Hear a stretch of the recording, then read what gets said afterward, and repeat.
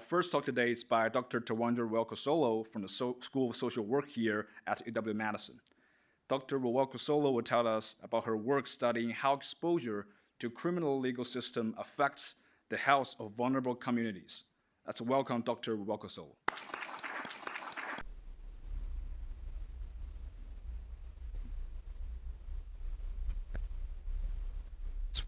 Thank you. Good morning. Thank you all for joining me on this very cold Wisconsin morning.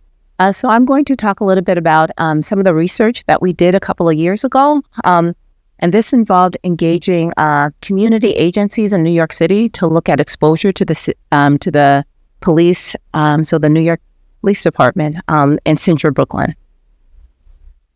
For those of you who aren't familiar with the system, this just shows you what the incarceration rates are like here in the U.S. And you can see we really have trended upwards for a long time, kind of reaching our peak. At one point, we were thinking, how much higher can we go? In the U.S., we already incarcerate more of our citizens than any other industrialized nation. So the good thing is it's starting to trend downward.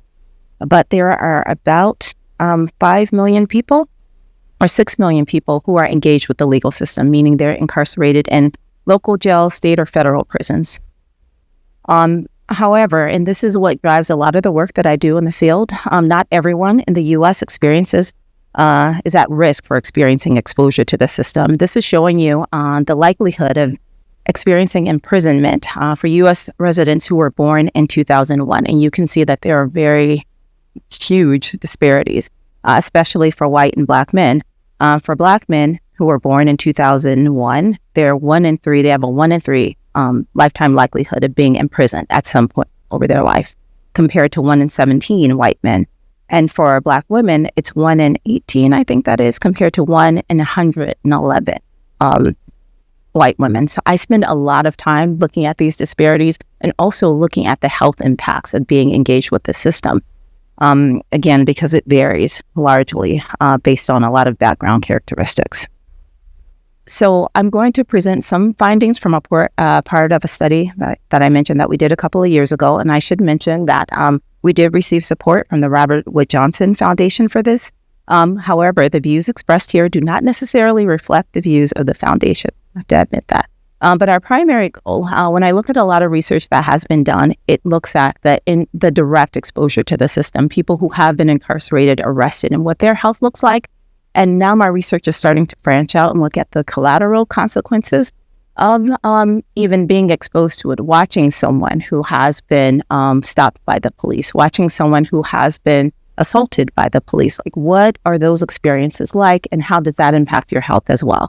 So the goal of this study was to identify any associations between the direct, so being directly engaged with the system, but also indirect. So again, observing some of these police-initiated interactions. And what are the health outcomes associated with that? And so this study was done in Central Brooklyn. It is, for those of you who are familiar with New York City, it is so New York City has 5 boroughs. People think of Manhattan only, but Brooklyn is actually the largest borough in New York City, and it has a very large concentration of Black people. So that's why we chose Brooklyn for our study site. And one thing we wanted to do, my research before hadn't been largely using a community-based participatory research, and that CBPR means different things for different people. But for me, we had 5 components that we used. So first of all, we worked, 2 academic partners worked with a community partner. So we didn't just go in and say, we want you to, buy in our research idea. We actually brought them to the table early. And this was part of the mechanism for the research money that we got, is that you had 2 academic partners and 1 community partner. And our community partner was right in the middle. They're called the Brooklyn Movement Center. They're right there in the middle of Central Brooklyn. So they were present at the table at every stage of the planning and development of the research idea. They helped us come up with research questions. They helped us get a better sense of what had already been done in the community, because as researchers, sometimes we go in and think that we're the first ones ever do this. And a lot of work with police engagement had already been done. And we needed to be mindful of that so that we weren't doing anything that other agencies had already been doing. Not only that, to leverage the research and work that had already been done in that area. So we brought them to the table very early on when we were designing the proposal. We also collaborated with an agency. The Brooklyn Movement Center is already part of a coalition, and these are things that I didn't know. When I'm in my office, I'm doing things largely in isolation. But they're part of a coalition of agencies in New York City, and it's called the Communities United for Police Reform, or CPR. And what they do is they watch everything that's happening with the New York City Police Department. So they're the ones who know exactly how many people are being arrested, who's being arrested. So one of their reports showed that 90% of the people who were stopped by the New York Police Department were Black and brown people, and largely young men. So they're the ones who are always monitoring the police department. And so the Brooklyn Movement Center was part of this coalition. And it's a lot of agencies, NAACP, like there are a lot of agencies that are part of this coalition. And so they already had this ongoing relationship that we could leverage for our data collection activities. And we use community organizers to recruit and administer surveys. So we wanted to create questionnaires to ask people about these experiences. And instead of using research assistants, which we largely do, a university professor, we use community organizers, people who were already familiar with what was going on in the community, and they already had a relationship with a lot of the residents. People know who the Brooklyn Movement Center is. They don't know who I am. So they were much more likely to agree to participate because they already trusted the people who we were working with. So establishing that trust, which was huge to get people coming out. And we also, and this was a battle for anyone else doing CBPR type research, it's a battle to actually move the resources from the university to the community. It was a huge battle that we had to grapple with pretty early on and throughout the duration of this project, honestly. But we gave a lot of the resources to our community partner so that they could be the one to provide the incentives. People weren't waiting for us to give them gift cards that can take years to get people paid. And so our big decision that we made in the beginning was to give the bulk of the research funds to the community partners so that they could decide what they wanted to use it for. And we assembled a community advisory board. We wanted people to hold us accountable just like they hold the New York City Police Department accountable. We wanted them to be mindful of every step that we were taking along this research journey, and also to get their feedback and input, not just their buy-in, but we considered ourselves partners with them. And so you can see our research flyer, and that's another thing I'm not created. This came from the community as well. And this was referring to our qualitative research phase. But like every tool that we use to engage the community was designed by our community partner, not by the researchers. So we didn't go in saying, you must use our tool. Okay, we did. And some aspects of the research, and I'll talk about some of the challenges that we encountered in a moment. So we collected our data over 4 days only, 4 days. And it wasn't just going in and extracting information from a community. It was not like that. We created a whole vibe, right? So it had community-centered programming. They had a food distribution program. Someone was out there, designing a mural. We gave $6,000 from our budget into different community investment initiatives. Didn't sound like a lot, but we did have a tight budget, and we wanted to give something since we felt like even though people got money for taking a survey, they got incentive. We wanted to give them something else to sort of show that we were willing to invest in the community, even if it was just a little bit. And we also trained youth organizers in survey collection because I do think it's important for community members to learn how to do this as well, because they know more about their community than any of us. So this is where we had some challenges. So we came in with these huge survey questions, these validated instruments that we scientists really appreciate. They did not like them at all. So I would say on the survey, probably 25% of our questions made it to the actual survey that was rolled out. So we were able to ask questions just to get some socio-demographic information like age, racial background, ethnicity, things like that were central to our research questions. We asked them about their self-reported health. We used a patient health questionnaire that was just 2 questions asking about depressive symptoms, and then obviously their exposure to the legal system. And it wasn't just, again, direct exposure, indirect exposure as well, and also worry about future police contact, because we know that just being anxious about anticipating future interactions can also have an impact on your health. Very simple data analytical plan. the community could care less about our p-values and our, sophisticated modeling. So we went in just trying to do descriptives. This is the percentage of people who are impacted by this. That's the kind of information that can use to fuel advocacy campaigns. They don't need anything sophisticated, right? So we engaged over 200 people, but I'm just going to present the findings from about 150 Black people, largely female. Most of or 56% were female. Average age was 43, and we had about 20% identified from the LGBTQIA plus community. At least 80%, about 80%, had at least a high school education. 14% had directly experienced incarceration, and then 38% reported that they had indirectly experienced incarceration. That means that either they knew someone who lived with them, who was a close family member, a close friend, loved one who had been incarcerated. And when we looked at self-reported health, the majority of them reported their health at least, and this is a relatively young sample, so pretty good. Nearly 20%, though, when we looked at those two questions for depression screening, about 20% would meet the threshold for need for additional screening for depression. Finally, and I didn't mention this, but Brooklyn, for those of you not familiar with New York City, is south of Manhattan. So you could see a little map there. We were in central Brooklyn, but what we found was that engagement with the legal system, and this was expected, was widespread. 30% reported that they knew someone who had a violent, not just an encounter, but a violent encounter with the New York City Police Department. 43% felt like they had personally been targeted by the NYPD. 62% said that they worry about future contact. And also 54% said that they themselves had, so over half, had their own personal history of contact with the police. And when we looked at regression models, we found that respondents were more likely to self-report better mental and physical health if they had never been incarcerated and didn't know anyone who had been incarcerated. And again, this is a small sample size. There's only 150 people who are reporting this. Individuals not exposed directly or indirectly to incarceration were about twice as likely to report that their health was good, very good, or excellent compared to those who had either been incarcerated or knew someone who had been. Finally, respondents who were exposed to incarceration also twice as likely to report PHQ-2, so those two questions that indicated potential major depressive disorder compared to those who had no incarceration exposure. So those were like our findings that we shared with the community in a nutshell.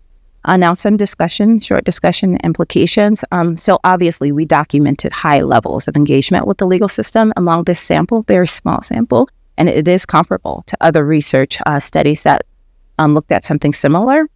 And yeah, so it was similar, which wasn't surprising. But for me, what I would want to do with this research, in addition to giving it to community agencies, because I think that they know best what to do with that information. Again, these just very basic things are what can be used to fuel advocacy efforts, and that's what the Brooklyn Movement Center is using it for.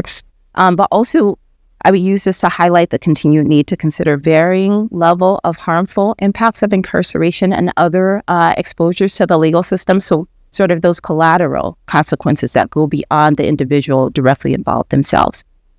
But also just increasing awareness of police violence. It is a crucial step toward advocating for more just and equitable public health and public safety strategies. But one thing that happened recently that I was happy to see, because it's those moments in your career, sometimes you have these thoughts that, am I really doing anything that will be impactful? Like you're sitting, working on these manuscripts that very few people read, or okay, at least mine. They're hidden behind a paywall. But recently, this actually happened earlier this week. Some of you may have heard of the How Many Stops that was recently passed in New York City. And what it does is it requires greater transparency by the New York City Police Department about their interactions with the public. And you can see, if you can see that sign in the middle, that's CPR, Communities United for Police Reform. So that's the group that we worked with. They're front and center. They're always advocating for greater transparency. And law enforcement agencies they're notoriously difficult to get information from. And so what this law does is now the New York City Police Department is mandated to report information on every encounter. Before, they were required to just report on some of their encounters with the public. Now, every time that they're interacting with the public, they have to report information on that. This includes demographic data, details about the person, and the reason why they were stopped. It's no longer okay to say it was suspicious, or because what we are also finding is for most of the people who are stopped, they're not ultimately arrested. So they're just stopping people for no real reason. Like, suspicion doesn't really mean much. Also, they're required to report on use of interpretation services, which they haven't been doing consistently. So some people who didn't understand, New York City is pretty diverse. People speak different languages, and they weren't engaging interpreters for all of those interactions. So now they also have to report on that as well. So this is one point in my career where I can say, I feel like, and not that we're responsible for that, right? CPR has been in the field doing this for a long time. These coalitions existed way before we started our research project. But the information that we collected, one of the goals is to give it to those agencies so that they have the evidence that they need to push for more equitable strategies. And that is the end. Thank you for listening.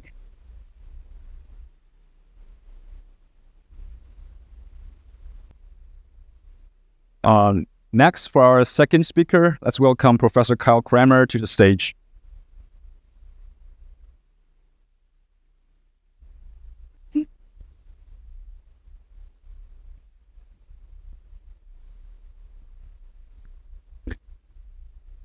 Okay, excellent. Okay, good morning, everyone.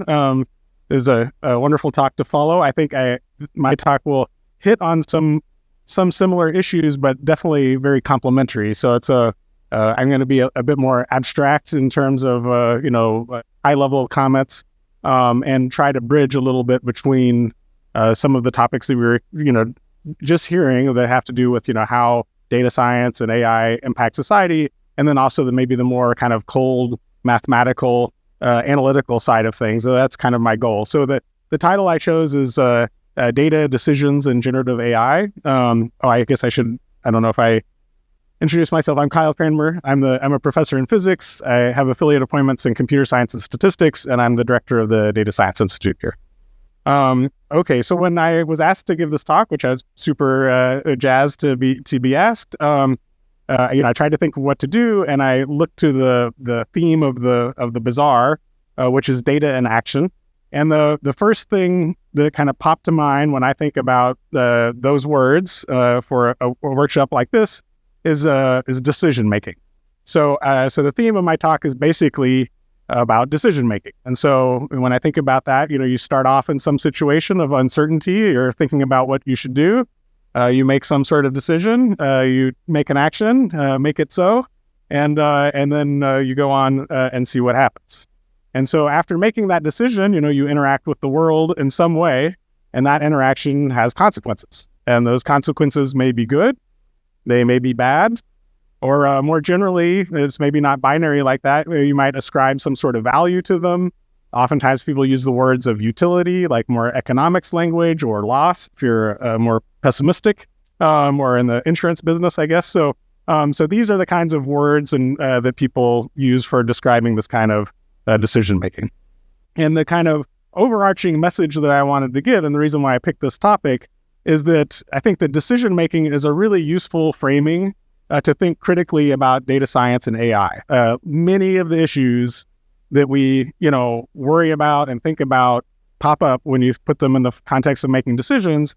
And the part of what I also want to get across is that there's a lot of formalism, that's established for how people, in the kind of data science statistics side of the world about how people think about decisions, and reconciling our concerns as like humans with the kind of mathematical formalism is a useful thing to do, and a thing that is a good thing to do in academia, where we can have those conversations.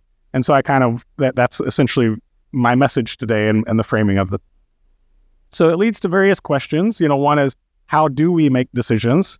And I'm putting the emphasis on do here because that's maybe more descriptive as opposed to prescriptive about, the prescriptive side would be how should we make decisions?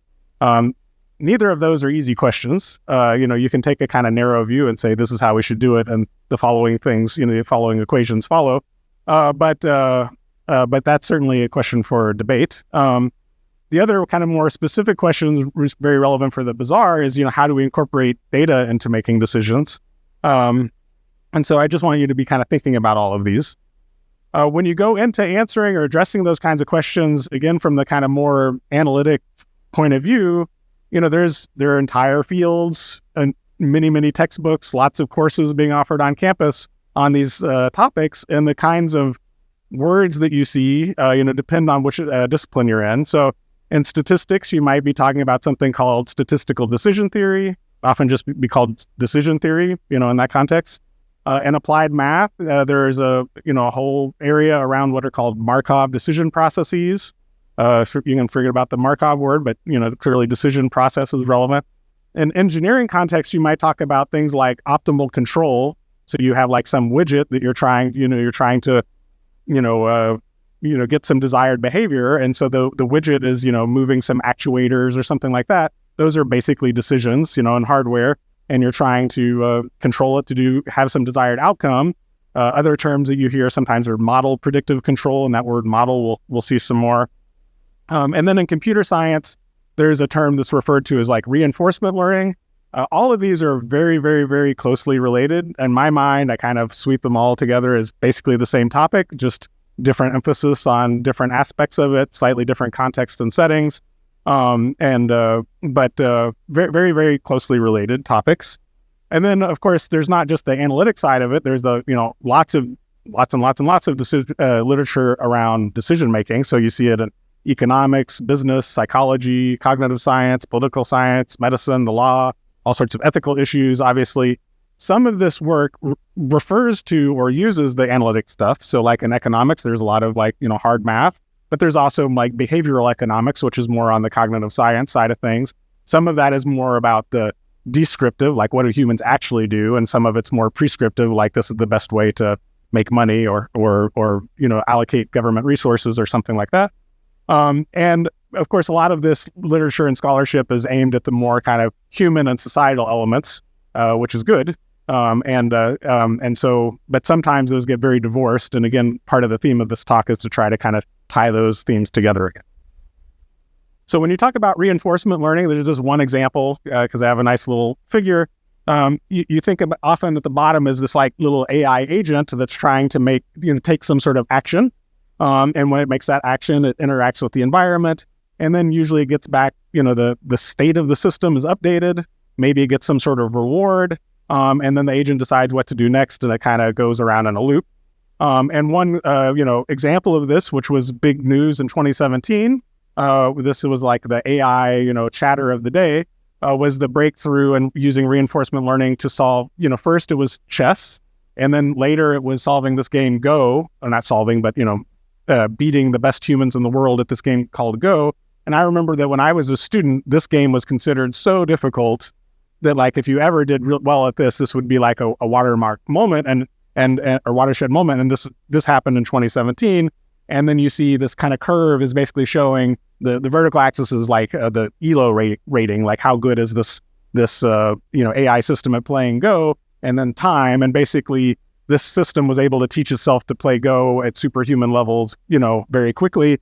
And so that was a big deal. But this is based on reinforcement learning. And the decisions here are basically where should I put my piece, and then the interaction with the environment is basically the opponent playing against them, right? So this is a simple thing, but I just wanted to kind of ground it and hopefully something that maybe is somewhat familiar, that's got a little bit of a computer science-y feel to it. Now, I'm going to switch into talking a little bit about decision theory, which again, to me, is basically part of the same body of thinking.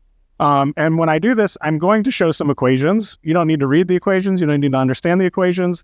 My point is that there are equations. Okay, and I'm going to name them, and you should just think of them as, these little terms and these equations are like ingredients in the discussion. And one of the things that also I've, appreciated with time is that often when you have discussions around tricky issues, people mix and conflate lots of issues, and they're important issues. Everyone agrees that they're important. They just kind of put them in a different part of the discussion, and a lot of disagreements happen there. And so one thing that's nice about looking at very mature area like this is that the statistical community thought about what is the nice way to kind of think about the problem, factorize it into the different things so that you can have a more clear discussion. And it may not be the right way to do it, but it is nevertheless, the outcome of a lot of careful thinking about how to approach the questions. So when you get into this, people talk about usually 3 different main actors. There's like the underlying states of nature, and that might be, if you're a physicist, like how does the world actually work, or it could be like, is the defendant, actually guilty or innocent or something like that. X here are observations, so that's data, basically the data that you're getting. And A is some action that you're going to take, okay? Then you include things like a model of the world. Usually it's some kind of statistical model of the world. You might also bring in prior information about what your degree of belief about what the actual states of nature are. Then you have a so-called decision rule that takes in some observations and outputs a decision, or some action that you're going to take. Then there's this important player that's called the loss function, which is a combination of 2 things. You take an action that you took in the actual state of the world, and it gives you back some number, which would be like a risk or a loss. Then the idea is that usually in this framing that you're trying to minimize your loss or maximize your utility. If you look into it, it's not really operational at this stage because you don't know what the true state of nature is, and maybe you don't actually have data in hand yet because you're trying to do planning instead. So there are different kinds of quantities that people work with, and I'm not going to try to read those off to you. But the script E that you see there means expectation, and it means that you're averaging over something. And so that's like averaging over possible scenarios of things that might happen, or different hypotheticals and things like that. And that averaging is important. So I'll just call that out. So let's look at a few of these ingredients. So one of them is this loss function. And so the important point here, and this is like super obvious, but at the same time is just hidden all the time, is basically who controls this notion of loss or utility, right? If all your decision making is going to be trying to minimize this loss or maximizing the utility, then who controls that, the decision of like, what do we agree is the loss function is super duper important, right? So like, if everyone agreed on that, a lot of things would be easy. But if people don't agree on that, which is more like the real state of the world, then things are hard. And if you don't really put attention on, who's controlling that, then maybe you're kind of missing the point. So for instance, a lot of times people will say, I have this automated decision-making system. It's not biased because it's automated. That's a computer did it. Or it's optimal, right? It's optimal with respect to some loss or utility that someone put that we're not talking about, right? So it's really important that we pay attention to who's controlling that part of the puzzle. The next thing is it's all framed in terms of minimizing loss or maximizing utility. And, University of Wisconsin, very, very strong on optimization. So that's basically the algorithms that you use to try to optimize this thing. And if everyone agrees that that's the goal, then seems like a totally reasonable thing to do. And you'll see a lot of people say that this is essentially equivalent to rational decision-making. And so here's a question for you to think about is like, do decision rules, these like process that you use to make decisions and take actions, do they have to be optimal to be considered rational, right? A lot of people will say that. I think that's it's certainly not in my mind, a description of how humans actually operate. There are a lot of people that say, well, of course humans are rational, and by rational we mean optimal, and then they try to back out, like reverse engineer, okay, well, what is our utility function or something like, what are our priors? I don't think that's a good description of what actually happens in reality.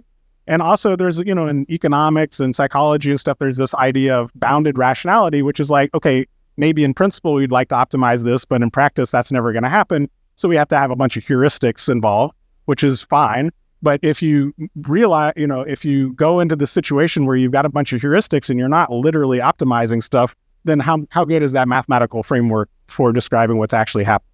It's useful for talking about it, but we just need to keep in mind that I don't think that, you have to be optimal to be considered rational.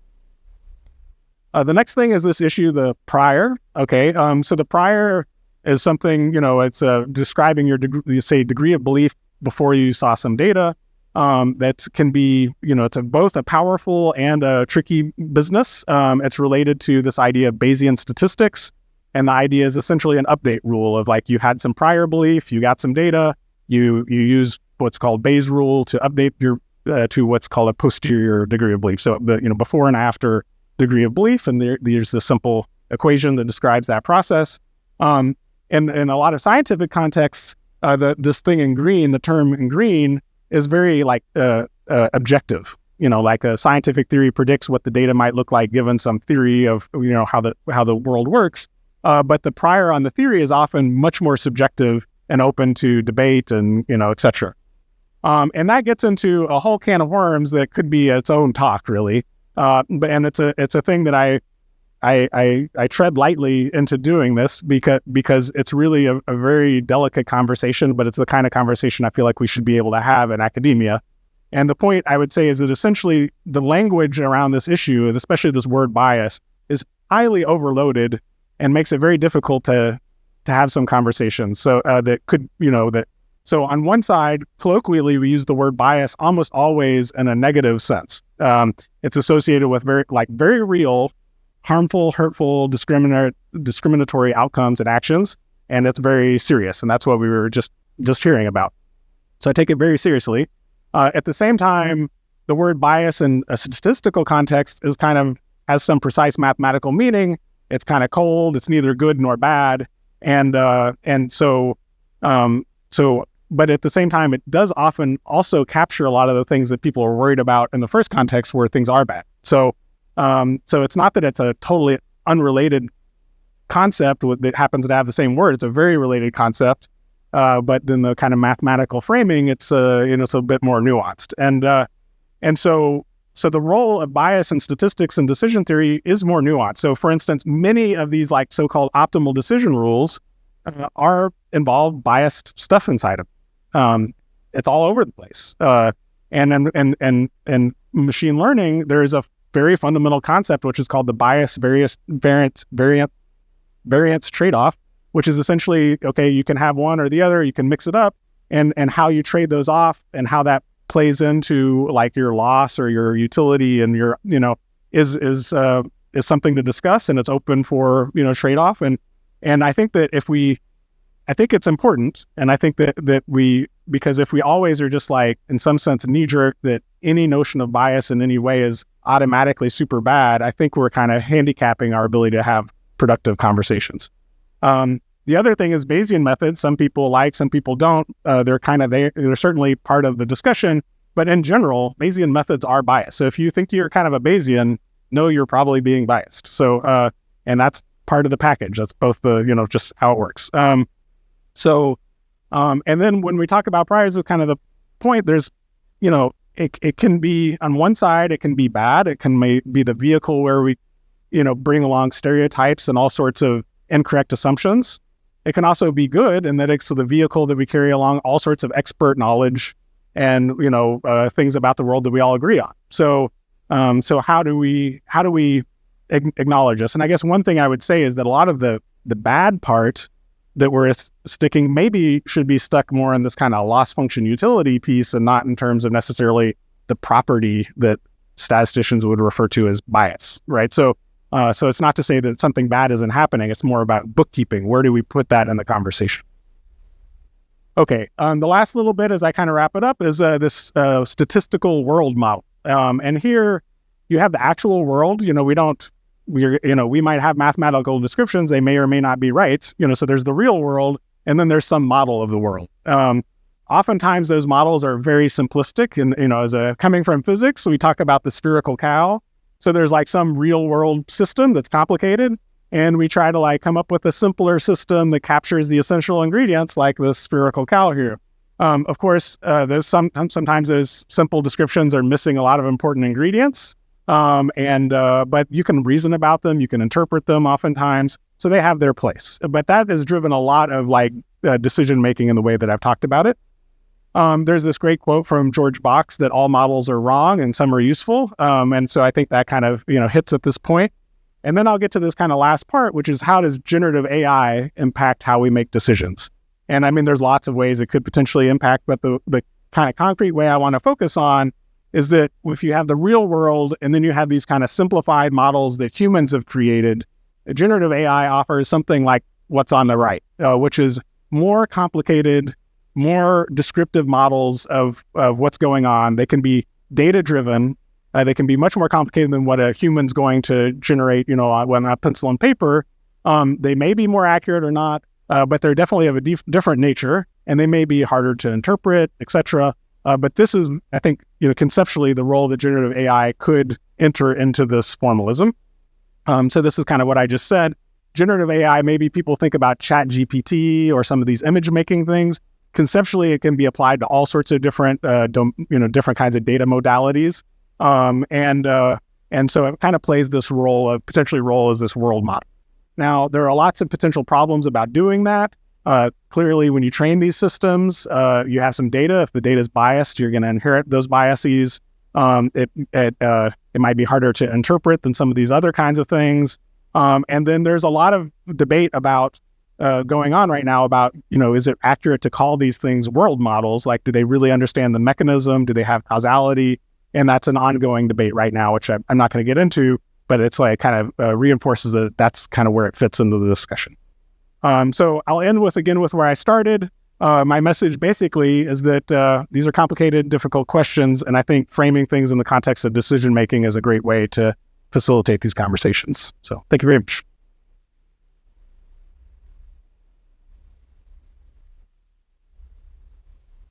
Any questions?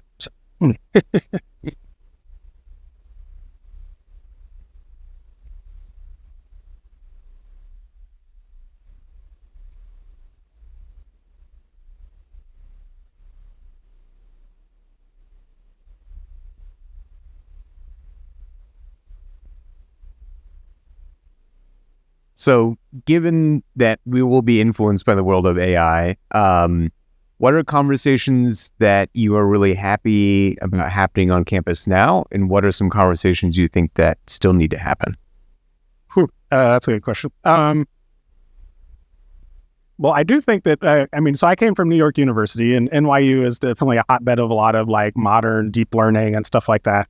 And coming here, one difference that it was noticeable is that instead of kind of a lot of emphasis on like whatever deep learning, what's the newest, there's a connection to a lot of this discussion around like optimization, things that go on with, various kinds of like industrial and systems engineering. So there's a much more mature, discussion about how it's connected to a longer, history of literature.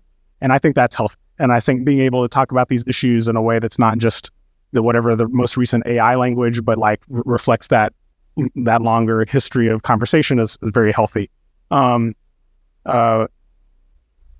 do think, let's see, in terms of things that, I guess in some sense, what I targeted is something that I think everywhere, including here, is something that we could talk about more, which is that we clearly, I think, generally agree that all these forms of bias in the colloquial sense are very real. They can have very negative consequences, and that's true. At the same time, I think we don't have to we can invent new words, but at some point, I think we should figure out a way of talking about some things that you might call biased in a statistical sense and separating it out from the kind of negative consequences.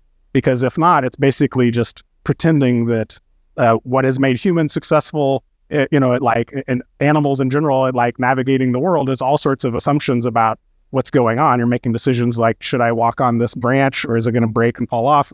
That involves all sorts of prior assumptions and prior knowledge about the world. And to give up on that entire framing and all of that literature about how to think about those problems, I think is kind of a mistake. But the fact that you do these kinds of trade-offs is very important, and it's essential to how AI works. So if we can't talk about it in a way that's not always bringing all of the baggage, I think that's a problem. And I think we need to figure out how to discuss that. And maybe the best way is to invent some new words at the beginning or something. I'm not sure. But that's what I would like to see.